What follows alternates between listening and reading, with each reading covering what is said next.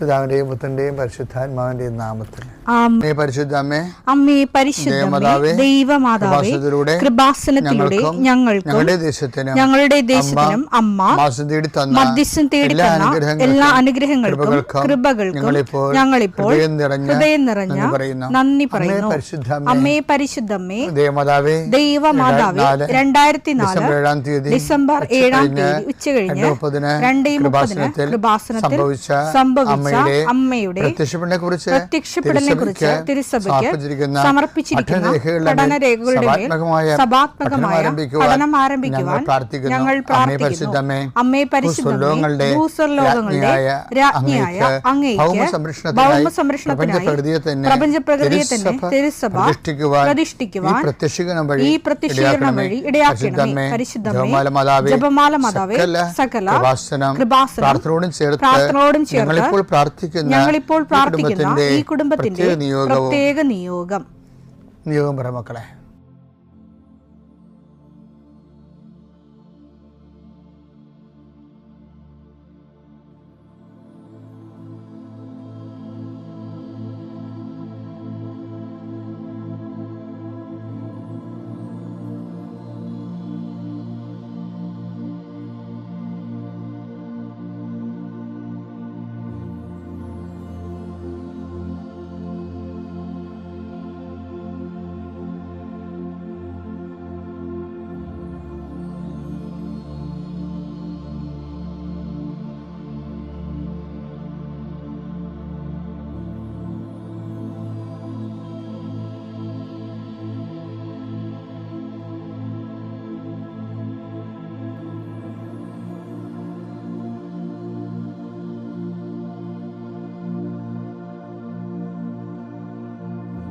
അമ്മയുടെ പ്രത്യക്ഷീകരണത്തിന്റെ ഈ അനുഗ്രഹവേളയിൽ ഞങ്ങൾക്ക് സാധിച്ചു തരുവാൻ കനിയണമേ. ആമേൻ. വിശ്വാസ പ്രമാണം. സർവശക്തനായ പിതാവും ആകാശത്തിന്റെയും ഭൂമിയുടെയും സൃഷ്ടാവുമായ ദൈവത്തിൽ ഞാൻ വിശ്വസിക്കുന്നു. അവിടുത്തെ ഏകപുത്രനും ഞങ്ങളുടെ കർത്താവുമായ ഈശോമിശിഹായിലും ഞാൻ വിശ്വസിക്കുന്നു. ഈ പുത്രൻ പരിശുദ്ധാത്മാവിനാൽ ഗർഭസ്ഥനായി കന്യകാമറിയത്തിൽ നിന്ന് പിറന്ന് പൊന്തിയോസ് പീലാത്തോസിന്റെ കാലത്ത് പീഡകൾ സഹിച്ച് കുരിശിൽ തറയ്ക്കപ്പെട്ട് മരിച്ച് അടക്കപ്പെട്ട് പാതാളങ്ങളിൽ ഇറങ്ങി മരിച്ചവരുടെ ഇടയിൽ നിന്ന് 3-ാം നാൾ ഉയർത്ത് സ്വർഗത്തിലേക്ക് എഴുന്നള്ളി സർവശക്തിയുള്ള പിതാവായ ദൈവത്തിന്റെ വലതുഭാഗത്തിരിക്കുന്നു. അവിടെ നിന്ന് ജീവിക്കുന്നവരെയും മരിച്ചവരെയും വിധിക്കുവാൻ വരുമെന്നും ഞാൻ വിശ്വസിക്കുന്നു. പരിശുദ്ധാത്മാവിലും ഞാൻ വിശ്വസിക്കുന്നു. വിശുദ്ധ കത്തോലിക്കാ സഭയിലും പുണ്യവാന്മാരുടെ ഐക്യത്തിലും പാപങ്ങളുടെ മോചനത്തിലും ശരീരത്തിന്റെ ഉയർപ്പിലും നിത്യമായ ജീവിതത്തിലും ഞാൻ വിശ്വസിക്കുന്നു. ആമേൻ. സ്വർഗ്ഗസ്ഥനായ ഞങ്ങളുടെ പിതാവേ, അങ്ങയുടെ നാമം പൂജിതമാകണമേ. അങ്ങയുടെ രാജ്യം വരണമേ. അങ്ങയുടെ തിരുമനസ് സ്വർഗത്തിലെ പോലെ ഭൂമിയിലും ആകണമേ. അന്നു വേണ്ടുന്ന ആഹാരം ഇന്ന് ഞങ്ങൾക്ക് തരണമേ. ഞങ്ങളോട് തെറ്റ് ചെയ്യുന്നവരോട് ഞങ്ങൾ ക്ഷമിക്കുന്നത് പോലെ ഞങ്ങളുടെ തെറ്റുകൾ ഞങ്ങളോടും ക്ഷമിക്കണമേ. ഞങ്ങളെ പ്രലോഭനത്തിൽ ഉൾപ്പെടുത്തരുതേ, തിന്മയിൽ ഞങ്ങൾ രക്ഷിക്കണമേ. ആമേൻ. നന്മ നിറഞ്ഞ മറിയമേ, സ്വസ്തി. കർത്താവ് അങ്ങയുടെ കൂടെ സ്ത്രീകളിൽ അങ്ങ് അനുഗ്രഹിക്കപ്പെട്ടവളാകുന്നു. അങ്ങയുടെ ഉദരത്തിൻ ഫലമായി ഈശോ അനുഗ്രഹിക്കപ്പെട്ടവനാകുന്നു. പരിശുദ്ധ മറിയമേ, തമ്പുരാന്റെ അമ്മേ, പാപികളായ ഞങ്ങൾക്ക് വേണ്ടി ഇപ്പോഴും ഞങ്ങളുടെ മരണസമയത്തും തമ്പുരാനോട് അപേക്ഷിക്കണമേ. ആമേൻ. കർത്താവേ, നിന്റെ ഉന്നതമായ നാമത്തിന് സ്തോത്രം ചെയ്യുന്നു. കർത്താവേ, നിന്റെ വിശുദ്ധ പൗരോഹിത്യത്തെ മഹത്വപ്പെടുത്തണം. കർത്താവെ, സഭയിലുള്ള സാന്നിധ്യം പ്രകടമാക്കണം. 40 വർഷം അർപ്പിച്ച കൃപാന്റെ യുഗതിയായി കൃപാസ്ഥാനത്താരെ ജീവനോടെ പ്രത്യക്ഷപ്പെട്ട പരിശുദ്ധ അമ്മയുടെ മാധ്യസ്ഥത്തിലെ ഞാൻ അങ്ങയുടെ മക്കൾക്ക് വേണ്ടി പ്രാർത്ഥിക്കുന്നു. അമ്മേ, ഈ പ്രഭാതത്തിൽ എത്രയോ പേരാണ് അമ്മേ ഈ ഒരു പ്രാർത്ഥനയ്ക്ക് വേണ്ടി കൊതിച്ച് കാത്തിരിക്കണത്.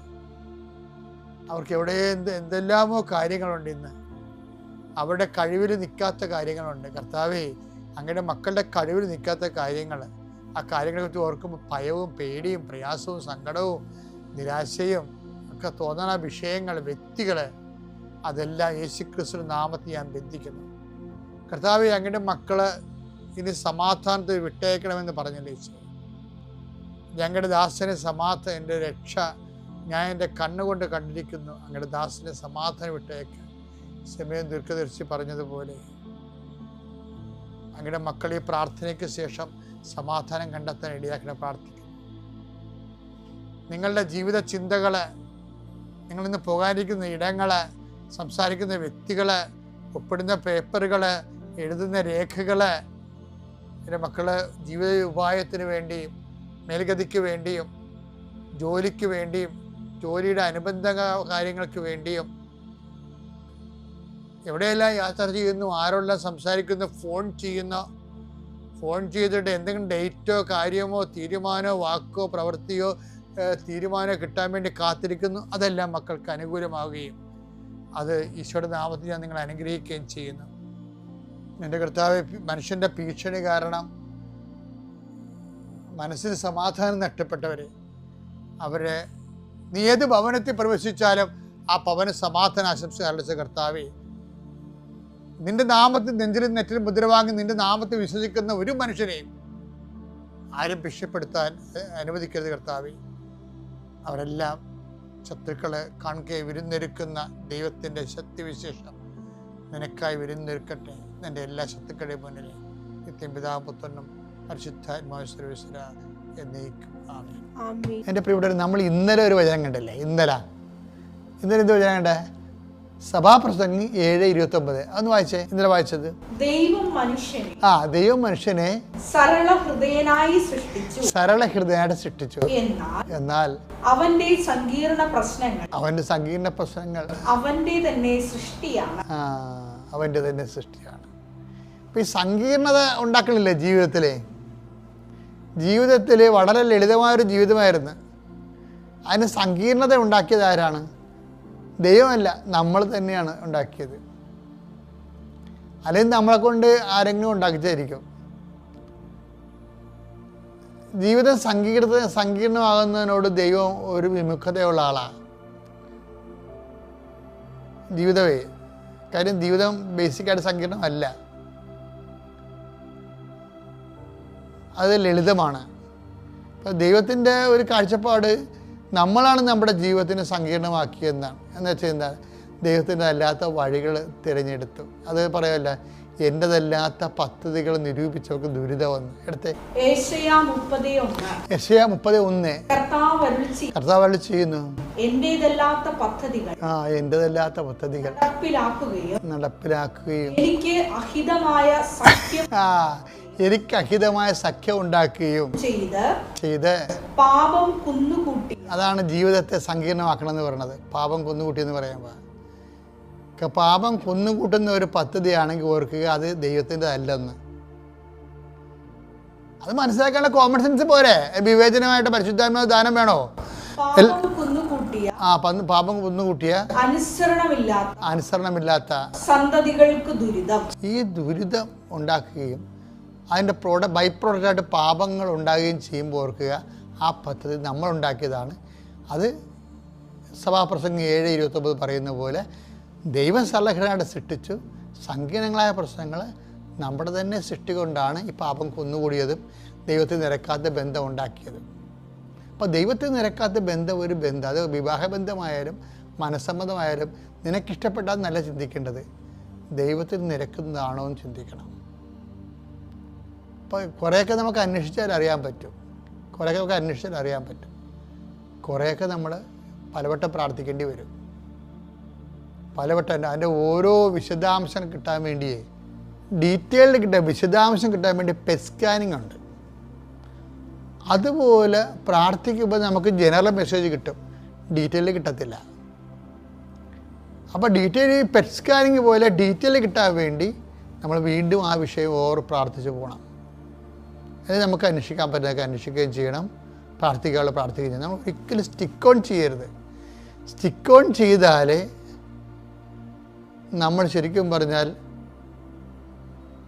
ദൈവപദ്ധതി അറിയാത്ത അന്ധന്മാരായിട്ട് മാറും. അപ്പം അതെന്താ വിഷയം? അങ്ങനെ എന്താ ചെയ്യണമെന്ന് വെച്ച് കഴിഞ്ഞാൽ, ഇപ്പം ഞാനൊക്കെ ആണെങ്കിൽ എന്ത് ചെയ്യുമെന്ന് ഞാൻ പറയാം. ഒരു വിഷയം വന്ന് ഞാൻ എന്ത് ചെയ്തത്, ഞാൻ ചെയ്യണത്, ഇപ്പോൾ എനിക്കൊരു വിഷയം വന്നു, എനിക്കത് ഗെറ്റ് ചെയ്യാൻ പറ്റുന്നില്ല എന്ന് കണ്ടാൽ ഞാൻ ദിവ്യകുർബാനയെടുത്തിരിക്കും. എന്തിനാ അങ്ങനെ ഇരിക്കണത്? നമുക്കറിയാം അത് ആ ഇരിപ്പിന് കുറേ വചനങ്ങളുണ്ട്. കാര്യം നിന്റെ മുമ്പിൽ നിന്ന് ഞങ്ങൾ എവിടെ പോകും? പത്രോസ് ചോദിക്കണില്ലേ, നീ അല്ലാതെ ഞങ്ങൾ എവിടെ പോകും? പത്രോസിന്റെ വല്ലാത്ത ചോദ്യങ്ങൾ ഒരെണ്ണമാണത്. അടുത്ത ആ വചനം എടുത്തേ. യോഹന്നാൻ 6:68. 6:68. കർത്താവേ, ഞങ്ങൾ ആരുടെ അടുത്തേക്ക് പോകും? ഞങ്ങൾ ആരുടെ അടുക്കിലേക്ക് പോകും? നിത്യജീവന്റെ വചനങ്ങൾ നിന്റെ പക്കലുണ്ട്. അപ്പം നിന്റെ പക്കൽ നിന്ന് വരുന്ന വചനങ്ങൾക്ക് നിത്യജീവൻ ഉണ്ടെന്നതിൻ്റെ അർത്ഥം. അപ്പം ടെമ്പററി സൊല്യൂഷൻ അല്ല അതിൻ്റെ അകത്ത് ഉള്ളത്, ഒരു പെർപ്പച്വൽ സൊല്യൂഷനാണ് വരാൻ പോണത്. അതുകൊണ്ട് ഞങ്ങൾ ആരുടെ അടുക്കിലേക്ക് പോകുന്നുള്ള ഒരു ഒറ്റ വാക്ക് മതി, എല്ലാത്തിൻ്റെയും താക്കോലാണത്. നീ എപ്പോൾ നോക്കിയാലും കർത്താവിൻ്റെ മുമ്പിൽ എങ്ങനെ കറങ്ങി തിരിഞ്ഞ് വന്നാലും കർത്താവിൻ്റെ മുമ്പിൽ ഉണ്ടാകണം. കുർബാന കഴിഞ്ഞ് ഞാൻ കഴിഞ്ഞ ദിവസങ്ങൾ ആൾക്കാരോട് പറഞ്ഞു, ഞങ്ങൾ കുർബാന കഴിഞ്ഞു, കുറച്ച് നേരം കർത്താവിൻ്റെ അടുത്ത് ഇരിക്കണം എന്ന് പറഞ്ഞു. അങ്ങനെ ഇരിക്കുന്നത് കൊണ്ട് എന്താ ഉദ്ദേശിക്കുന്നത്? നമ്മളൊരു ഭയങ്കരമായൊരു പ്രശ്നത്തിലൂടെ പോവുകയാണ്, നമുക്ക് തീരുമാനമെടുക്കാൻ പറ്റണില്ല. അപ്പം നമ്മൾ കർത്താവിൻ്റെ അടുത്ത് ഇരിക്കുകയാണ്. ആ ഇരിക്കുന്നതിൻ്റെ അർത്ഥം എന്താണ്? 6:68 എൻ്റെ അർത്ഥം. ഞങ്ങൾ ഈ ഒരു അവസ്ഥയിൽ ഞങ്ങൾ ആരുടെ അടുക്കിലേക്ക് പോകും? ഞങ്ങളെ രക്ഷിക്കാൻ വേണ്ടി നിത്യജീവൻ്റെ വചനങ്ങൾ ദൈവം നിനക്ക് മാത്രം തന്നിരിക്കുന്നത്. അത് ദിവ്യകുർബാനയുടെ വലിയ ടോക്ക് കഴിഞ്ഞതിന് ശേഷമാണ് അതിലേക്ക് വരണത്. പിതാക്കന്മാർ മരുഭവിച്ചു, മന്ന ഭക്ഷിച്ചു, അവർ മരിച്ചു. അതുപോലല്ല ഈ അപ്പം ഭക്ഷിക്കുന്ന നിത്യം ജീവിക്കാൻ ലോകത്തെ ജീവന് വേണ്ടി ഞാൻ നൽകുന്ന അപ്പം എൻ്റെ ശരീരം തന്നെയാണ്. എൻ്റെ ഭക്ഷിക്കുന്നതിലും ഞാൻ അവനെ ഭക്ഷിക്കുന്നു. സജീവനായ പിതാവിനെ അയച്ചത് പിതാവ് മൂലം ഞാൻ ജീവിക്കുന്നു, അതുപോലെ എന്നെ ഭക്ഷിക്കുന്നത് ഞാൻ മൂലം ജീവിക്കുന്നു പറയുമ്പോൾ യഹൂദന്മാർ ശ്രോതാക്കൾ പറയും, ഈ വചനം കഠിനമാണ്, ആർക്ക് കേട്ടുകൊണ്ടിരിക്കാൻ പറ്റും? അങ്ങനെ ഓരോരുത്തരായിട്ട് അവർ പോയി. അവരെ പിന്നെ ഒരിക്കലും കർത്താവിനോട് നടന്നിട്ടില്ല എന്ന് വചനം പറഞ്ഞിട്ട് പറയും. ഈശോ ചോദിക്കും, നിങ്ങൾക്കും പോകണമെന്നുണ്ടോ എന്ന് ചോദിക്കും. അപ്പോൾ പത്രോസ് പറയുന്ന വാക്കാണ് 6:68. യോഹന്നാൻ, ഞങ്ങൾ ആരുടെ പക്കലേക്ക് പോകും? നിത്യജീവൻ്റെ വചനങ്ങൾ നിൻ്റെ പക്കലല്ലോ. അതായത് നമ്മൾ ദിവ്യകുർബാന മുമ്പിൽ ഇരിക്കുമ്പോൾ ആ ഒരു വചനമാണ് അവിടെ ഉള്ളത്. എന്താണ്? എന്തുകൊണ്ടാണ് നീ കുർബാന കഴിഞ്ഞിട്ടും വിട്ടുപോകാതെ കർത്താവിൻ്റെ അടുത്ത് ഇരിക്കുന്നത്? അതിൻ്റെ വചനം 6:68. എന്താണ്? ഈ ഒരു പ്രതിസന്ധിയിൽ സന്ദേശം കിട്ടണില്ല, തീരുമാനമെടുക്കാൻ പറ്റണില്ല, എന്തിനൊന്നും അറിയത്തില്ല, ഞങ്ങൾ ആരുടെ പക്കലേക്ക് പോകും? നിത്യജീവൻ്റെ വചനങ്ങൾ നിൻ്റെ കൂടെയാണല്ലോ. അപ്പം ദിവ്യകുർബാന ഈ വെറുതെ ഇരുന്നാൽ മതി. അങ്ങനെ പല ദിവസം ഇരിക്കുമ്പോൾ കർത്താവ് മനസ്സിലാകും, ഇവനോട് ഇത് പറഞ്ഞു കൊടുത്തില്ലെങ്കിൽ ഇവൻ പോകത്തില്ല, ഇവന് സീരിയസ് ആണെന്ന് മനസ്സിലാകും, ഇവൾ സീരിയസ് ആണെന്ന് മനസ്സിലാകും. അങ്ങനെ ദൈവത്തെ നമ്മുടെ ജീവിതത്തിൻ്റെ ഗൗരവാവസ്ഥ മനസ്സിലാക്കിയെടുക്കാൻ കൂടി ഈ സഹവാസം നമ്മളെ സഹായിക്കും. പിതാവിൻ്റെയും പുത്രൻ്റെയും പരിശുദ്ധാത്മാവിൻ്റെ നാമത്തിൽ. അന്ന് എനിക്ക് മെയിനായിട്ട് ഞാൻ സർവീസിലായിരുന്നു.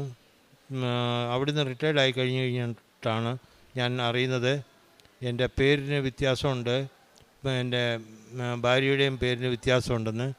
അപ്പോൾ ഞാൻ ഒരുപാട് പരിശ്രമിച്ചു, ഒന്നും ശരിയായില്ല. പിന്നെ അവിടുന്ന് ഞാൻ ഇവിടെ വന്ന് അമ്മയുടെ പ്രത്യക്ഷീകരണത്തിൻ്റെ ഉടമ്പടി എടുത്ത് ഞാൻ 3-4 മാസം വെയിറ്റ് ചെയ്തപ്പോൾ എനിക്ക് ആ പേരിൻ്റെ ക്ലിയറൻസ് മാറിക്കിട്ടി. അത് ഡിഫൻസ് സർവീസ് ആയതുകൊണ്ട് ഏറെ ബുദ്ധിമുട്ടായിരുന്നു. ഇവിടുന്ന് റെക്കോർഡ് സെക്ഷനിലെല്ലാം പോയി അത് അലഹബാദിൽ പോയി ക്ലിയർ ചെയ്ത് വരണം. അതിന് ഒരുപാട് താമസം എടുക്കേണ്ട ഒരു സംഗതിയായിരുന്നു. അത് എത്രയും പെട്ടെന്ന് ഒരു 3 മാസത്തിനുള്ളിൽ ക്ലിയറാക്കി കിട്ടുവാൻ സാധിച്ചു. ഒന്നാമത് അത്. രണ്ടാമത് എനിക്ക് സ്ട്രോക്ക് വന്നു. അതിൻ്റെ ഇടയ്ക്ക് സ്ട്രോക്ക് വന്നപ്പോൾ എനിക്ക് അമ്മയുടെ തൈലം എൻ്റെ കയ്യിലുണ്ടായിരുന്നു. അമ്മയുടെ തൈലം പുരട്ടി ഞാൻ പ്രത്യക്ഷീകരണ പ്രാർത്ഥനയും ചൊല്ലി എല്ലാം ജപമാല ചൊല്ലുകയും വേദപുസ്തകം വായിക്കുകയും എല്ലാം ചെയ്തു. അങ്ങനെ എനിക്ക് 3-4 ദിവസത്തിന് മുമ്പ് അത് റിക്കവറിയായി. ഞാൻ എങ്ങും പോയില്ല, ഞാൻ സ്വയമേ ദൈവത്തിൽ അർപ്പിച്ചു, മാതാവിൽ അർപ്പിച്ച് അങ്ങനെ മാതാവ് എനിക്ക് സൗഖ്യം തന്നു. കൂടാതെ ഞാൻ ഒരു 2 നിലയുടെ മുകളിൽ ടെറസിൽ നിന്നും ലൈറ്റ് റിപ്പയർ ചെയ്തുകൊണ്ട് ഇരുന്ന ആ സമയത്ത് ഞാൻ താഴെ വീണു. എൻ്റെ കാലിൻ്റെ പാദം മൊത്തം തവിട്ടുപൊടിയായി.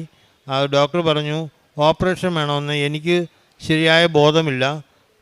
രണ്ടാമത്തെ ദിവസം എന്നെ ഓപ്പറേഷൻ തിയേറ്ററിൽ കൊണ്ട് കിടത്തുന്നു. ഡോക്ടർ പറയുന്നു, ഞാൻ ചോദിച്ചു എന്തിനാണ് ഇവിടെ കൊണ്ട് കിടത്തി? ഞാൻ ആദ്യം കരുതി എക്സ്റേ എടുക്കാനായിരിക്കുമെന്ന്. പിന്നെ പറയുന്നില്ല, നിങ്ങൾക്ക് ഓപ്പറേഷനാണെന്ന് പറഞ്ഞു. ഞാൻ പറഞ്ഞു, എനിക്ക് ഓപ്പറേഷനൊന്നും വേണ്ട, എനിക്ക് എൻ്റെ മാതാവ് കൂടെയുണ്ട്, അതുകൊണ്ട് എനിക്ക് ഓപ്പറേഷൻ്റെ ആവശ്യമില്ല, എന്നെ ഡിസ്ചാർജ് ചെയ്ത് വിടാമെന്ന് പറഞ്ഞു. അങ്ങനെ അവരെന്നെ ഡിസ്ചാർജ് ചെയ്ത് വിട്ടു. എഴുതി കൊടുക്കണമെന്ന് പറഞ്ഞു. എഴുതി കൊടുത്തു. ഞാനിവിടെ വന്നു കഴിഞ്ഞ് ഞാൻ പ്രാർത്ഥനയും എല്ലാമായിട്ട് കഴിഞ്ഞു. ബെഡിലിരുന്നു. ബെഡിൽ തന്നെ കിടപ്പാണ്. അപ്പോൾ തന്നെ ഞാൻ പ്രത്യക്ഷീകരണ പ്രാർത്ഥനയും ജപമാലയും വേദപുസ്തകവും എല്ലാം ഡിപ്പെൻഡ് ചെയ്ത് എനിക്ക് തൈലം പുരട്ടി എല്ലാം കഴിഞ്ഞപ്പോൾ എനിക്ക് കാലിന് നടക്കാൻ ചെറിയ ആശ്വാസമായി. അങ്ങനെ ഞാൻ ഒരു പ്ലാസ്റ്റർ ഇടണമെന്ന് ഡോക്ടർ പറഞ്ഞു. അതെങ്കിലും ഇടുമെന്ന് പറഞ്ഞു. അങ്ങനെ ഒരു പ്ലാസ്റ്റർ ഇട്ടു കാലിന്. ഒരു 3 മാസം കഴിഞ്ഞപ്പോൾ ഞാനിവിടെ വന്നു, നടന്നിവിടെ വന്നു. അന്ന് എനിക്ക് സാക്ഷ്യം പറയാൻ ചാൻസ് കിട്ടിയില്ല. അന്ന് കൂടുതൽ തിരക്കായിരുന്നു. അത് കാരണം കൊണ്ട് എനിക്ക് ഇതിൻ്റെ സാക്ഷ്യം പറയുവാൻ ചാൻസ് കിട്ടിയില്ല. ഞാൻ അങ്ങനെ വിട്ടുപോയി. ഇപ്പോഴാണ് എനിക്ക് അവസരം കിട്ടിയത്. ഞാൻ വന്ന് അമ്മയുടെ നാമത്തിൽ സാക്ഷ്യം പറയുന്നത്. പ്രേക്ഷിത പ്രവർത്തനത്തിന് ഞാൻ പത്രങ്ങൾ കൊടുക്കാറുണ്ടായിരുന്നു. അത് റോഡുകളിലും എൻ്റെ ഒരു വൃദ്ധസദനമുണ്ട്. ആ വൃദ്ധസദനത്തിലുമൊക്കെ ആയിട്ട് ഞാൻ വരുന്ന ആൾക്കാർക്കെല്ലാം കൊടുത്ത് ഇത് അമ്മയുടെ വിവരങ്ങളെല്ലാം കാര്യങ്ങളെല്ലാം പറയുമായിരുന്നു. ആളുകൾ കൂടുതൽ ഞാൻ അമ്മയിലേക്ക് ആകർഷിക്കുവാൻ ഞാൻ പ്രേരിപ്പിക്കുമായിരുന്നു. കൂടാതെ എനിക്ക് സ്വന്തമായിട്ട് ഒരു വൃദ്ധസദനമുണ്ട്. ആ വൃദ്ധസദനത്തിൽ ഒരു 10-12 പ്രായമായ വൃദ്ധന്മാർ, അച്ഛന്മാർ ഉണ്ട്. അവരെ ഞാൻ മക്കളില്ലാത്തവരാണ്.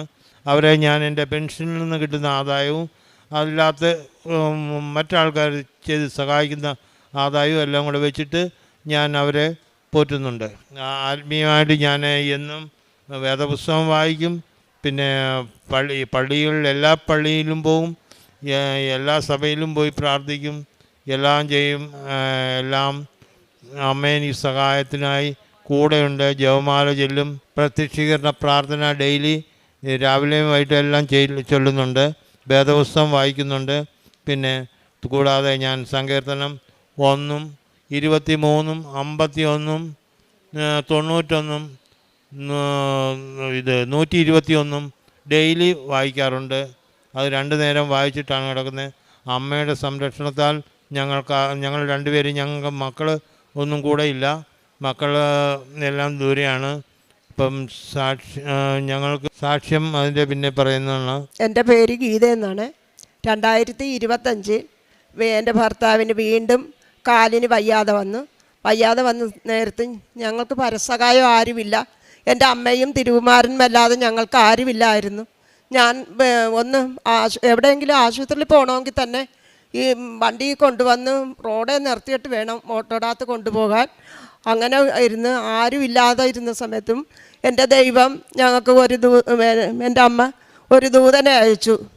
അങ്ങനെ എൻ്റെ ഭർത്താവിനെയും കൊണ്ട് ആശുപത്രിയിൽ ചെന്നപ്പോൾ ഡോക്ടർ പറഞ്ഞു, ഇനി അവർക്ക് രോഗമൊന്നും അറിയാൻ വയ്യ, വെരിക്കോസിൻ്റെതാണ്, എന്തൊക്കെയാണെന്നൊക്കെ കുറേയൊക്കെ പറഞ്ഞു കഴിഞ്ഞു.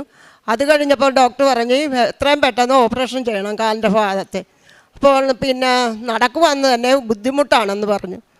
അപ്പോൾ ഞാൻ പറഞ്ഞു വേണ്ട, ഓപ്പറേഷൻ ചെയ്യേണ്ട, എൻ്റെ അമ്മ ഞങ്ങൾക്ക് സൗഖ്യം തരും, ഇത്രയൊക്കെ അമ്മ കാത്തു പരിപാലിക്കാമെങ്കിൽ ഇനിയും അന്ത്യത്തോളം ഞങ്ങളെ ചേർത്ത് പിടിക്കുവാൻ അമ്മ ഞങ്ങളുടെ കൂടെ ഉണ്ടാകുമെന്ന് ഞാൻ പറഞ്ഞു. അപ്പോൾ ഡോക്ടർ ചോദിച്ച് നിങ്ങൾ പ്രാർത്ഥിക്കുന്നവരാണോ എന്ന് ചോദിച്ചു. അപ്പോൾ പറഞ്ഞു ഞാൻ കൃപാസനത്തിലേക്ക് പോകുന്നതാണ്, അതുകൊണ്ട് എൻ്റെ അമ്മ ഞങ്ങളുടെ കൂടെ ഉണ്ട്. അങ്ങനെ സൈൻ ചെയ്ത് കൊടുക്കണം, എഴുതി കൊടുക്കണമെന്ന് പറഞ്ഞു. ഞങ്ങൾ ഡിസ്ചാർജായി ഞങ്ങൾ വീട്ടിൽ വന്നു. 2-3 ആഴ്ച എൻ്റെ ഭർത്താവ് കട്ടിലെ തന്നെ കിടപ്പായിരുന്നു. പരസഹായത്തിന് എൻ്റെ അമ്മയല്ലാതെ ഞങ്ങൾക്ക് ആരുമില്ലായിരുന്നു. പിന്നെ ഞാൻ തന്നെ ചെയ്യണം, എല്ലാം പൊക്കിയെടുക്കാനും ബാത്റൂമിൽ കൊണ്ടുപോകാനും എല്ലാത്തിനും ഞാൻ തന്നെ ഉള്ളു. എൻ്റെ അമ്മ എനിക്ക് ബലം തന്നു. എൻ്റെ ഭർത്താവ് അവിടെയും ഓപ്പറേഷൻ ഇല്ലാതെ എൻ്റെ അമ്മ എൻ്റെ ഭർത്താവിനെ സൗഖ്യമാക്കി. ഇനിയും ഞങ്ങൾ തുടർന്നുള്ള കാലങ്ങളിൽ അമ്മയുടെ സന്നിധിയിൽ വരുവാനും പ്രാർത്ഥിക്കുവാനും അമ്മ ഞങ്ങൾക്ക് ബലം തരണമെന്ന് പറഞ്ഞുകൊണ്ട് എൻ്റെ സാക്ഷ്യം നിർത്തുന്നു. ദൈവമേ, എൻ്റെ നിലവിളി കേൾക്കണമേ, എൻ്റെ പ്രാർത്ഥന ചെവിക്കൊള്ളണമേ. ഹൃദയം തകർന്ന ഞാൻ ഭൂമിയുടെ അതിർത്തിയിൽ നിന്ന് അവിടുത്തോട് വിളിച്ചപേക്ഷിക്കുന്നു. എനിക്ക് അപ്രാപ്യമായ പാറയിൽ എന്നെ കയറ്റി നിർത്തണമേ. സങ്കീർത്തനം 61:1-2 വചനങ്ങളാണ്. ഉടമ്പടിയിലായിരിക്കുമ്പോൾ നമ്മുടെ നിലവിളി കേൾക്കുന്ന ഒരു ദൈവമാണ് നമ്മുടെ കൂടെ ഉണ്ടെന്നുള്ള ഉറച്ച വിശ്വാസമാണ്. ഹൃദയം തകർന്ന ഞാൻ ഭൂമിയുടെ അതിർത്തിയിൽ നിന്ന് അവിടുത്തോട് വിളിച്ചപേക്ഷിച്ചു. എനിക്ക് അപ്രാപ്യമായ പാറയിൽ എന്നെ കയറ്റി നിർത്തണമേ എന്ന് ഈ സങ്കീർത്തനത്തിൽ കേട്ട പോലെയാണ്. ഈ സഹോദരങ്ങളെ പ്രാർത്ഥിച്ചപ്പോൾ അവരുടെ പ്രാർത്ഥന കേൾക്കുകയും അപ്രാപ്യമായ പാറയിൽ കയറ്റി നിർത്തിയ ഒരു ദൈവത്തിൻ്റെ സാന്നിധ്യവും അനുഭവിച്ചറിഞ്ഞ സ്നേഹവുമാണ് ഇന്ന് നമ്മളോട് പങ്കുവെക്കുന്നത്. പാറ എന്നത് ദൈവത്തിൻ്റെ ഉറച്ച സംരക്ഷണമാണ്, ശക്തിയാണ്, ദൈവത്തിൻ്റെ ആ കൂടെയുള്ള ധൈര്യമാണ് സൂചിപ്പിക്കുന്നത്. സ്വന്തം ശക്തി കൊണ്ട് പ്രശ്നങ്ങളെ അതിജീവിക്കാൻ കഴിയാത്തപ്പോൾ ഉടമ്പടിയിൽ not by merit but by grace, ദൈവത്തിൻ്റെ കൃപയാലാണ് നമ്മുടെ അസാധ്യമായ കാര്യങ്ങൾ സാധ്യമാക്കി തരുന്ന ആ ദൈവത്തിൻ്റെ സ്നേഹം അനുഭവിച്ചറിയാൻ സാധിക്കുന്നത്. ദൈവം ഉടമ്പടിയിലൂടെ നമ്മെ ഓരോരുത്തരെ സുരക്ഷിതമായ സ്ഥാനത്തേക്കാണ് ഉയർത്തി നയിക്കുന്നത്. നമ്മുടെ ബലഹീനതയിൽ നമ്മുടെ ബലം ദൈവത്തിൻ്റെ സാന്നിധ്യമാണ്. ഉടമ്പടി മക്കളുടെ ജീവിതത്തിൽ ആ ദൈവ സാന്നിധ്യമാണ് നമുക്ക് ധൈര്യവും ശക്തിയും നൽകുന്നത്. ദൈവത്തിൻ്റെ സംരക്ഷണത്തിൻ്റെ പാറമേൽ ഉറച്ചു നിൽക്കാനുള്ള കൃപയ്ക്കായി നമുക്കും പ്രാർത്ഥിക്കാം. രമേശ് ബാബുവിനും കുടുംബത്തിനും ലഭിച്ച ഈ വലിയ രോഗസൗഖ്യങ്ങൾക്കും എല്ലാ അനുഗ്രഹങ്ങൾക്കും നമ്മൾക്ക് കരങ്ങളടിച്ച് ദൈവത്തെ മഹത്വപ്പെടുത്താം. ദൈവനാമത്തിന് മഹത്വമുണ്ടാവട്ടെ. എൻ്റെ പേര് അനീറ്റ. ഇതെൻ്റെ ഹസ്ബൻഡ് സണ്ണി തോമസ്. ഇത് ഞങ്ങളുടെ മക്കൾ Ivan Emmanuel Sunny and Evelyn Maria Sunny. എന്നെയും എൻ്റെ കുടുംബത്തെയും മാതാവ് പ്രത്യക്ഷീകരണത്തിൻ്റെ സാക്ഷിയായി ഇവിടെ ഒരുക്കിയതിന് അമ്മയ്ക്കും ഈശോയ്ക്കും ഞാൻ കോടാനുകോടി നന്ദി പറയുന്നു. എനിക്കതിനുള്ള യോഗ്യതയോ അർഹതയോ ഒന്നുമില്ല. എന്നിരുന്നാൽ പോലും ഈശോയും അമ്മയും എൻ്റെ ജീവിതത്തിൽ ഇടപെട്ട് എന്നെ ഇവിടെ ഒരു പ്രത്യക്ഷീകരണത്തിൻ്റെ സാക്ഷിയാക്കിയതിന് എണ്ണിയാൽ തീരാത്ത ഞാൻ നന്ദി പറയുന്നു. ആദ്യമായി ഞാൻ ഇവിടെ ഉടമ്പടി എടുക്കുന്നത് 2024 ഡിസംബർ 20 അന്ന് ഞാനും എൻ്റെ ഹസ്ബൻഡും വന്നാണ് ഇവിടെ ഉടമ്പടി എടുത്തത്. അന്ന് ഉടമ്പടി എടുക്കാൻ വരാനുണ്ടായ സാഹചര്യം എന്തെന്ന് വെച്ചാൽ എൻ്റെ മൂത്ത കുഞ്ഞിന് 3 വയസ്സായിട്ടും അവൻ സംസാരിക്കുന്നില്ലായിരുന്നു. സംസാരിക്കുന്നെന്ന് പറഞ്ഞാൽ പപ്പ മമ്മി അത്രയും മാത്രമേ അവൻ പറയത്തുണ്ടായിരുന്നുള്ളൂ. അങ്ങനെ ഇരിക്കെ ഒക്ടോബർ 21 എൻ്റെ അനിയത്തിയുടെ എൻഗേജ്മെൻ്റ് ആയിരുന്നു. ആ സമയത്ത് എൻ്റെ കുഞ്ഞൊന്ന് വീഴുകയുണ്ടായപ്പം ആർക്കും അറിയില്ല. ഇവന് 3 വയസ്സ് കഴിഞ്ഞിട്ടും അവൻ പെട്ടെന്ന് ഒരു തുണി എടുത്ത് കെട്ടിത്താന്നാണ് കുഞ്ഞ് പറഞ്ഞ് കരയുന്നത്. പക്ഷേ ആർക്കും മനസ്സിലാവുന്നുണ്ടായിരുന്നില്ല. അപ്പോൾ അവിടെ ഇരുന്നവരെല്ലാം ചോദിച്ചു, കുഞ്ഞെന്നാ സംസാരിക്കില്ലേ എന്ന് ചോദിച്ചു. അത് ഒരു അമ്മ എന്ന നിലയ്ക്ക് എനിക്കതൊന്നും ഉൾക്കൊള്ളാൻ പറ്റിയില്ല. കാരണം ഇവനൊന്നും സംസാരിക്കുന്നില്ലല്ലോ എന്നുള്ളൊരു വേദന അന്ന് എന്നെ ഒരുപാട് അലട്ടി. അങ്ങനെയാണ് ഞങ്ങൾ ഡിസംബർ 20 ഇവിടെ വന്ന് ഉടമ്പടി എടുത്തത്. 20 ഉടമ്പടി എടുത്തു. ജാനുവരി ഒരു ഫസ്റ്റ് വീക്കായില്ല, കുഞ്ഞ് പതുക്കെ സംസാരിക്കാൻ തുടങ്ങി. ആ സമയത്ത് ഞാൻ അവന് വിശുദ്ധ തൈലം കുരിശ് വരച്ച് അവൻ്റെ നാവിൽ പുരട്ടുമായിരുന്നു. പിന്നെ ഡെയിലി അവന് ഉപ്പും തൈലവും ഞാൻ കൊടുക്കുമായിരുന്നു. അവനത് ചോദിക്കാൻ തുടങ്ങി, എനിക്ക് ഉപ്പും തൈലവും താന്നുള്ള രീതിയിൽ ചോദിക്കാൻ തുടങ്ങി. അങ്ങനെ പുരട്ടിയതിൻ്റെ ഫലമായി എൻ്റെ കുഞ്ഞ് പതുക്കെ സംസാരിക്കാൻ തുടങ്ങി. അതിനു മുന്നേ അവനെ ഞാൻ അംഗനവാടി വിടുമ്പോൾ അംഗനവാടി പോയിട്ട് അവർ പറയും, കുഞ്ഞിനെ തിരിച്ചു കൊണ്ടുപോയിക്കോ, കുഞ്ഞ് വർത്താനം പറയുന്നില്ല, അവൻ പറയുന്നതൊന്നും മനസ്സിലാവുന്നില്ല, അതുകൊണ്ട് നിങ്ങൾ തിരിച്ചു കൊണ്ടുപോയിക്കോ, അവൻ സംസാരിക്കാൻ തുടങ്ങിയതിന് ശേഷം കൊണ്ടുവന്നാൽ മതി എന്നൊക്കെയായിരുന്നു പറഞ്ഞത്. പക്ഷേ ഈ ഉടമ്പടി തൈലം ഉപയോഗിച്ചതിൻ്റെ ഫലമായി കുഞ്ഞ് സംസാരിക്കാൻ തുടങ്ങി. പിന്നെ അവനെ 2 മാസത്തേക്ക് ഞങ്ങൾ അംഗനവാടി കൊണ്ടുവിടാൻ തുടങ്ങി. അപ്പോൾ ഇവൻ തന്നെ പറയാൻ തുടങ്ങി, എനിക്ക് സ്കൂളിൽ പോകണമെന്നായി. അപ്പോൾ 3.5 വയസ്സാകുന്നു. അന്നേരം ഞങ്ങൾ കൊണ്ട് സ്കൂളിൽ ചേർത്തു. അതിന് ശേഷം കുഞ്ഞ് സംസാരിക്കാൻ തുടങ്ങി. ഇപ്പോൾ അവൻ UKG-യിലാണ്. ഇവൻ അത്യാവശ്യ കാര്യങ്ങൾ പറയും, സ്കൂളിൽ പഠിക്കാനും കുഴപ്പമില്ല. പക്ഷേ ആ സമയത്ത് അവന് ഭയങ്കര ഹൈപ്പർ പോലെ, അവന് പറയുന്ന കാര്യങ്ങളൊന്നും നമുക്ക് മനസ്സിലായില്ലെങ്കിൽ ഭയങ്കര ദേഷ്യം വരുമായിരുന്നു. എന്താ ചെയ്യുന്ന, കൈ കിട്ടുന്ന എല്ലാം എടുത്ത് എറിയുമായിരുന്നു. ഇപ്പം ഇച്ചിരി കുസൃതി ഉണ്ടെങ്കിലും അവനൊരിച്ചിരി ശാന്തമായിട്ടിരിക്കാൻ കുറേയൊക്കെ അവൻ ഒത്തിരി മാറി. എന്ന് വെച്ചാൽ ഒന്ന് നശിപ്പിക്കുന്നതൊക്കെ ഒരുപാട് കുറഞ്ഞു. കുറച്ച് നേരം ഇരിക്കാനും നമ്മളോടെല്ലാം കൂടി വർത്താനം പറയാനും കുറേ ഇതായി. ഇപ്പം അങ്ങനെ അവന് ആദ്യത്തെ അനുഗ്രഹം ഞങ്ങൾക്ക് അതാണ് കിട്ടിയത്. പിന്നെ ഞാൻ ഉടമ്പടിയിൽ അങ്ങനെ ഇരിക്കുക. പിന്നെ ഞാൻ ഉടമ്പടി മീൻസ് എനിക്ക് കിട്ടിയെങ്കിലും ഞാൻ അധികം കാരുണ്യ പ്രവർത്തികളോ പ്രേക്ഷിത പ്രവർത്തനങ്ങളോ ഒന്നും ചെയ്യാൻ തുടങ്ങിയില്ല. അങ്ങനെ ഇരിക്കെ 2025 ആയപ്പോഴത്തേക്ക് ഞങ്ങളുടെ ഇടയിൽ സന്തോഷത്തോടെ ജീവിച്ചുകൊണ്ടിരുന്ന ഞങ്ങളുടെ ജീവിതത്തിൻ്റെ ഇടയിലേക്ക് കുറച്ച് പ്രശ്നങ്ങൾ വരാൻ തുടങ്ങി. ഞങ്ങൾക്കിടയിലൊരു സ്നേഹമില്ലായ്മ, ഞങ്ങൾക്കും ഒത്തുചേർന്ന് പോകാൻ പറ്റാത്ത ഒരവസ്ഥയിലെത്തി. അങ്ങനെ ഞങ്ങൾ വേണ്ട എന്നൊരവസ്ഥയിലെത്തിയപ്പോൾ ഞാൻ വീണ്ടും ഇങ്ങനെ പോയാൽ ശരിയാവില്ല, എന്നെ മാതാവ് ഇവിടെ വിളിച്ചു വരുത്തിയിട്ട് ഞാൻ ആ ഉടമ്പടി തുടരാത്തതിൻ്റെ ഒരു ഇതായിരിക്കുമെന്ന് വിചാരിച്ച് ഞാൻ വീണ്ടും വന്ന് വീണ്ടും പുതിയ ഉടമ്പടി എടുത്തു. അന്ന് എനിക്ക് അച്ഛനെ കാണാൻ പറ്റുമോ എന്ന് ചോദിച്ചിട്ടാണ് പോയത്. പക്ഷെ അന്നേരം പറഞ്ഞു ഇല്ല, 90 ദിവസം കഴിഞ്ഞിട്ടേ അച്ഛനെ കാണാൻ പറ്റത്തുള്ളൂ എന്ന് പറഞ്ഞു. അങ്ങനെ ഞാൻ ഉടമ്പടി ജീവിതം നയിച്ച് എന്നും പ്രാർത്ഥിക്കുകയും അച്ഛൻ്റെ ധ്യാനം എല്ലാം നന്നായിട്ട് കൂടുകയും ചെയ്യുമായിരുന്നു. അങ്ങനെ ഞങ്ങൾ ഒന്നിക്കില്ല എന്ന് പറഞ്ഞ് നിന്ന് ഞങ്ങൾ വീണ്ടും അച്ഛൻ ഒരു ദിവസം ധ്യാനത്തിൽ പറയുകയുണ്ടായി. ഡിസംബർ 9-ാം തീയതി അച്ഛൻ ധ്യാനത്തിൽ പറയുകയുണ്ടായി, ഒത്തുചേർന്ന് പോകാൻ പറ്റാതെ ഡിവോഴ്സിൻ്റെ വക്കിൽ നിൽക്കുന്ന ഒരു ഫാമിലി 74-ാം പക്കം ഒന്നിക്കുന്നു എന്ന് പറഞ്ഞ് അച്ഛൻ ധ്യാനത്തിൽ പറയുകയുണ്ടായി. പക്ഷേ ഞാൻ ആ ധ്യാനം കൂടുന്നത് 11-ാം തീയതിയാണ്. ഞാൻ ആ ധ്യാനം അന്നേരം മനസ്സ് വിചാരിച്ചു, ഇത് അച്ഛൻ ഞങ്ങൾക്ക് വേണ്ടി സംസാരിക്കുന്നതാണെന്ന് ഞാൻ പൂർണ്ണമായിട്ടും അച്ഛനിലൂടെ ഈശോ ഞങ്ങളോട് സംസാരിക്കുന്നതാണെന്ന് ഞാൻ പൂർണ്ണമായും വിശ്വസിച്ചു. അങ്ങനെ ഒന്നിക്കില്ല എന്ന് പറഞ്ഞ് ഞങ്ങൾ വീണ്ടും പോയപ്പോൾ ഒരു മീഡിയേഷനിലൂടെ അവർ തന്നെ ഞങ്ങൾക്ക് ഡേറ്റ് തന്നു. നിങ്ങൾ പോയിട്ടൊരു 20-ാം തീയതി വരാമോ എന്ന് ചോദിച്ചു. ഫെബ്രുവരി 20-ാം തീയതി വരാമോ എന്ന് ചോദിച്ചു. അങ്ങനെ ഞാൻ വീട്ടിൽ വന്ന് നോക്കി. ഈ ഫെബ്രുവരി 20-ൻ്റെ പ്രത്യേകത നോക്കിയപ്പോൾ അന്നാണ് കാണുന്നത് 74 എന്ന് അച്ഛൻ പറഞ്ഞ ആ ദിവസമായിരുന്നു ആ ഫെബ്രുവരി 20 എന്ന് പറയുന്നത്. അപ്പോൾ ഞാൻ പൂർണ്ണമായും വിശ്വസിച്ചു, ദൈവത്തിനൊന്നും അസാധ്യമല്ല. ദൈവത്തിന് ലൂക്ക 1:37 ഞാൻ പൂർണ്ണമായും വിശ്വസിച്ചു, ദൈവത്തിനൊന്നും അസാധ്യമല്ല. അതുപോലെ തന്നെ ഞങ്ങളുടെ പ്രശ്നങ്ങൾ വന്നപ്പോൾ ഞാൻ പൂർണ്ണമായും വിശ്വസിച്ച ഒരു വചനമുണ്ട്. അത് മത്തായി 9:19 തന്മൂലം പിന്നീട് ഒരിക്കലും അവർ രണ്ടല്ല ഏക ശരീരമായിരിക്കും. ആകയാൽ ദൈവം യോജിപ്പിച്ചതിനെ മനുഷ്യൻ വേർപെടുത്താതിരുത്തട്ടെ.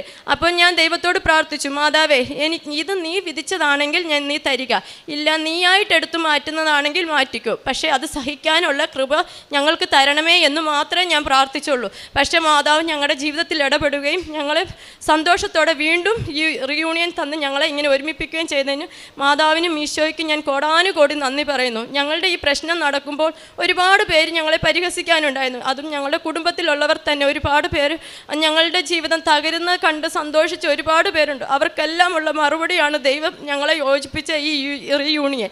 പിന്നെ ആ സമയത്ത് മൂന്നാമത്തെ ഉടമ്പടി എന്ന് പറഞ്ഞാൽ എൻ്റെ രണ്ടാമത്തെ കുഞ്ഞിന് അവളുണ്ടായപ്പം തൊട്ട് അവൾക്കൊരു ചെറിയ ശ്വാസമുട്ടലിൻ്റെ പ്രശ്നം ഉണ്ടായിരുന്നു. അവൾക്ക് എന്നും ഇൻഹേലർ യൂസ് ചെയ്യണമായിരുന്നു. എല്ലാ മാസവും ഞങ്ങൾ ആദ്യം അവസാനവുമായിട്ട് കുഞ്ഞിനെ ഹോസ്പിറ്റലിൽ കൊണ്ടുപോകാൻ പതിവായിരുന്നു. അങ്ങനെ ഇവൾ ഇൻഹേലർ രാവിലെയും വൈകിട്ടും 2 പഫ് വേദം ഉപയോഗിച്ചുകൊണ്ടിരിക്കുകയായിരുന്നു.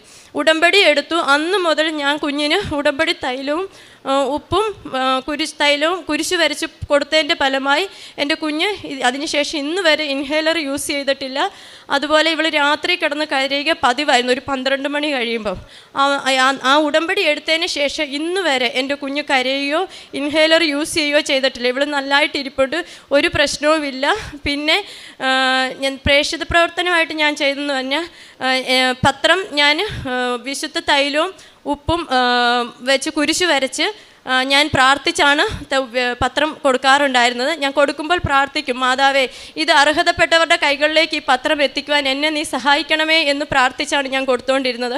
അങ്ങനെ എനിക്ക് മാതാവും ഈശോയും തന്ന അനുഗ്രഹങ്ങൾ പറഞ്ഞ് ഞാൻ ഈ പത്രം കൊണ്ട് എല്ലാവർക്കും കൊടുത്തിട്ടുണ്ട്. കാരുണ്യപ്രവൃത്തിയായിട്ട് ഞങ്ങളുടെ വീടിൻ്റെ അടുത്തൊരു അനാഥാലയമുണ്ട്. അവിടെ പോയി അവരെ കുളിപ്പിക്കുക, അവർക്ക് വേണ്ടുന്ന അവരുടെ വസ്ത്രങ്ങൾ കഴുകി കൊടുക്കുക, പിന്നെ അവർക്ക് വേണ്ടി പ്രാർത്ഥിക്കുക, പിന്നെ അവരുടെ പാത്രങ്ങളെല്ലാം കഴുകി കൊടുക്കുക. അങ്ങനെ ഞങ്ങളൊരു കൂട്ടത്തിൽ ഞങ്ങളുടെ ഉടമ്പടി എടുത്ത കുറച്ച് ആൻറ്റിമാരുണ്ടായിരുന്നു. അവരുടെ ഒപ്പം ഞങ്ങൾ പോയി കാരുണ്യപ്രവൃത്തിയായിട്ട് അങ്ങനെ ചെയ്യാറുണ്ടായിരുന്നു. പിന്നെ എൻ്റെ കൈകൊണ്ട് തന്നെ ഞാൻ ഭക്ഷണം ഉണ്ടാക്കി ഉപ്പും തൈലവും പ്രാർത്ഥിച്ച് അതിൽ ചേർത്ത് ദൈവനാമം മഹത്വപ്പെടുത്തട്ടെ എന്ന് പറഞ്ഞുകൊണ്ട് ഞാൻ വഴിയോരങ്ങളിലുള്ളവർക്ക് ഭക്ഷണം കൊടുക്കുമായിരുന്നു. അത് ഞാൻ എൻ്റെ കുഞ്ഞിനെയും കൊണ്ട് പോയാണ് ഭക്ഷണം കൊടുത്തുകൊണ്ടിരുന്നത്. അങ്ങനെ ഇരിക്കെ ഒരു ദിവസം ഞങ്ങൾ കരുണാലയം എന്ന് പറഞ്ഞ സ്ഥലത്ത് വൃദ്ധസദനം സന്ദർശിക്കാൻ പോയപ്പോൾ ഞാൻ എന്തോന്നറിയത്തില്ല, വണ്ടിയിൽ എനിക്കും ഒരു ആൻറ്റിക്കും മാത്രം മുല്ലപ്പൂവിൻ്റെ മണം ഭയങ്കരമായിട്ട്. അപ്പം ഞാൻ ഓർത്ത് ആരെങ്കിലും മുല്ലപ്പൂ ചൂടി പുറകെ നിൽക്കുന്നതായിരിക്കുന്നു. ഞങ്ങൾ നോക്കി ആരെയും കാണുവാനില്ല. അങ്ങനെ എനിക്ക് മാതാവിൻ്റെ സുഗന്ധാഭിഷേകം ഒരു തവണ കിട്ടുകയുണ്ടായി. അതുപോലെ ഞാൻ രാവിലെ പ്രത്യക്ഷീകരണ പ്രാർത്ഥന പച്ചത്തിരിയും നീലത്തിരിയും കത്തിച്ചിരുന്ന് പ്രാർത്ഥിച്ചുകൊണ്ടിരിക്കുമ്പോൾ എനിക്ക് മാതാവിൻ്റെ രൂപം പ്രത്യക്ഷപ്പെടുകയുണ്ടായി. പിന്നെ അതുകൂടാതെ എനിക്ക് സാമ്പത്തികമായിട്ട് കുറച്ച് ബുദ്ധിമുട്ടുണ്ടായിരുന്നു. അപ്പം ഞങ്ങൾ എന്ത് ചെയ്യണമെന്നറിയാതെ സങ്കടപ്പെട്ടിരുന്ന സമയത്ത് ഉടമ്പടിയിൽ ഉണ്ടായിരുന്ന തന്നെ ഒരു ആൻറ്റി, അവരുടെ പേര് പറയാൻ അവർ ആഗ്രഹിക്കുന്നില്ല, അവരുടെ പേര് പറയുന്നതിനോട് അവർക്ക് താല്പര്യമില്ല, അതുകൊണ്ട് ഞാൻ അവരുടെ പേര് പറയുന്നില്ല. എനിക്ക് ലക്ഷങ്ങളാണ് എൻ്റെ കയ്യിൽ കൊണ്ട് തന്നത്. അതും ഒരു അക്കൗണ്ട് വഴിയോ ഒന്നുമല്ല, നേരിട്ട് എൻ്റെ കയ്യിൽ കൊണ്ട് അവർ ഫാമിലി ആയിട്ട് കൊണ്ട് തരികയാണ് ചെയ്തത്. അത് ഒരിക്കലും ഇന്നത്തെ കാലത്ത് ആരും ചെയ്യുന്ന ഒരു കാര്യമല്ല. അത് മാതാവിൻ്റെ ഒരു ഇടപെടൽ കൊണ്ട് മാത്രമാണ് എനിക്ക് ആ പൈസ കിട്ടിയത്. അതുകൊണ്ട് എനിക്ക് ഒരുപാട് കാര്യങ്ങൾ ചെയ്യാനായിട്ടും എൻ്റെ ജോലി കാര്യങ്ങൾക്കൊക്കെ അത് ഉപകരിക്കാൻ ഒത്തിരി ഉപകരിച്ചു. അതുകൊണ്ട് ആ കുടുംബത്തിന് വേണ്ടി ഞാൻ പ്രത്യേകം പ്രാർത്ഥിക്കുന്നു. ഇത്രയും അനുഗ്രഹങ്ങൾ ചെയ്തുവന്ന് മാതാവിനും ഈശോയ്ക്കും കോടാനുകോടി നന്ദി പറയുന്നു. ഏഷ്യ പ്രവാചകന്റെ പുസ്തകം. ഭയപ്പെടേണ്ട, ഞാൻ നിന്നോട് കൂടെയുണ്ട്. സംഭ്രമിക്കേണ്ട, ഞാനാണ് നിന്റെ ദൈവം. ഞാൻ നിന്നെ ഭയപ്പെടുത്തുകയും ശക്തിപ്പെടുത്തുകയും സഹായിക്കുകയും ചെയ്യും. എൻ്റെ വിജയകരമായ വലത്ത് കൈകൊണ്ട് ഞാൻ നിന്നെ സഹായിക്കും. പരിശുദ്ധ അമ്മയുടെ പ്രത്യക്ഷീകരണ സാക്ഷിയായിട്ട് അനീറ്റ ഇടുക്കി തൻ്റെ അനുഭവ സാക്ഷി നമുക്ക് മുമ്പിൽ പങ്കുവെക്കുകയായിരുന്നു. ഈ മകളുടെ വാക്കുകളിൽ തന്നെ സാക്ഷി നമുക്ക് വളരെയേറെ പ്രകടമായിരുന്നു. എപ്രകാരമാണ് ഓരോ അമ്മയും മക്കളെക്കുറിച്ചുള്ള ചെറിയ ചെറിയ ആകുലതകളാണെങ്കിലും രോഗങ്ങളിലൊക്കെ സങ്കടപ്പെടുന്നത്. ആ സങ്കടം തന്നെയാണ് ഈ മകളുടെ ജീവിതത്തിൽ നിന്ന് നമുക്ക് കാണുവാനായിട്ട് സാധിക്കുകയും ചെയ്യുന്നത്. തൻ്റെ ആൺകുഞ്ഞിൻ്റെ രോഗസൗഖ്യം, അത് സംസാരിക്കാനുണ്ടായിരുന്ന പോരായ്മ തന്നെയാണ് പരിശുദ്ധ അമ്മയുടെ ഉറച്ച വിശ്വാസത്തോടു കൂടിയുള്ള ഉടമ്പടി നിറച്ച വസ്തുക്കളുടെ ഉപയോഗം. ഉടമ്പടി തൈലം ഉപയോഗിച്ച് വിശ്വാസ പ്രമാണത്തോടെ പ്രാർത്ഥിച്ച് ഈ മകൻ്റെ അധരങ്ങളിൽ വരക്കുമ്പോൾ പൂർണ്ണമായ ഒരു സൗഖ്യമാണ് പരിശുദ്ധ അമ്മ ഈ മകൾക്കും മകന് നൽകി അനുഗ്രഹിക്കുക ചെയ്യുന്നത്. അത് ഈ മകനെ പൂർണ്ണമായിട്ട് സംസാരിക്കുവാനും അനുഗ്രഹിക്കുകയും ചെയ്തു. അതോടൊപ്പം തന്നെ ഈ മകൾ നേരിട്ട കുടുംബത്തിലെ വലിയൊരു സ്വരച്ചേർച്ചയാകാം, സ്നേഹത്തിലുണ്ടായിരുന്ന പോരായ്മയാകാം, അതെല്ലാം പരിശുദ്ധ അമ്മയുടെ ഇടപെടലിലൂടെ അച്ഛൻ്റെ ധ്യാനം കേൾക്കുവാനും അതിലൂടെ അച്ഛൻ പറഞ്ഞ കാര്യങ്ങളെ തൻ്റെ ഹൃദയത്തോടെ മനസ്സിലാക്കിയപ്പോൾ അതെന്നോട് തന്നെയാണ് സംസാരിക്കുന്ന തിരിച്ചറിവിലൂടെ ഈ മകളുടെ ജീവിതത്തിൽ പരിശുദ്ധ അമ്മയുടെ ഇടപെടലുണ്ടായി. അത് പൂർണ്ണമായിട്ടും ദൈവം യോജിപ്പിച്ചത് മനുഷ്യൻ വേർപ്പെടുത്താതിരിക്കട്ടെ. ദൈവം തന്നെയാണ് ഈ കുടുംബത്തിൽ വീണ്ടും ഇടപെട്ടുകൊണ്ട് അവരെ വീണ്ടും ഒന്നാക്കുകയും ദൈവസ്നേഹത്തിലേക്ക് വളർത്തുകയും ചെയ്തത്. നമുക്ക് പൂർണ്ണമായിട്ടും ഉറച്ച വിശ്വാസത്തിൽ പ്രാർത്ഥിക്കാം. ദൈവത്തിൻ്റെ കരങ്ങൾ ഈ കുടുംബത്തോടൊപ്പം ഉണ്ടെന്ന്. അതോടൊപ്പം തന്നെ ഈ കുഞ്ഞുമകളുടെ രോഗസൗഖ്യമാണെങ്കിലും പരിശുദ്ധ അമ്മയോട് പ്രാർത്ഥിച്ച് ഉടമ്പടി നിറച്ച വസ്തുക്കളോട് ചേർന്നപ്പോൾ പൂർണ്ണമായിട്ടും പരിശുദ്ധ അമ്മ ഈ കുഞ്ഞുമകൾക്കും രോഗസൗഖ്യം നൽകി അനുഗ്രഹിച്ചു. നമുക്ക് എല്ലാവർക്കും ഒരുമിച്ച് പ്രാർത്ഥിക്കാം. ഇനി മുമ്പോട്ടുള്ള ഇവിടെ ജീവിതത്തിൽ പരിശുദ്ധ അമ്മ ഇവരെ വീട് പ്രത്യക്ഷീകരണ സാക്ഷിയായിട്ട് മാറ്റട്ടെ എന്നും ഒപ്പം നമ്മുടെ ഓരോരുത്തരും എല്ലാവിധമായ നിയോഗങ്ങളിലും പരിശുദ്ധ അമ്മ നമ്മളെ പ്രത്യക്ഷീകരണത്തിന്റെ സാക്ഷിയായിട്ട് മാറ്റാൻ അനുഗ്രഹിക്കണമേ എന്ന് നമുക്ക് ഓരോരുത്തർക്കും പ്രാർത്ഥിക്കാം.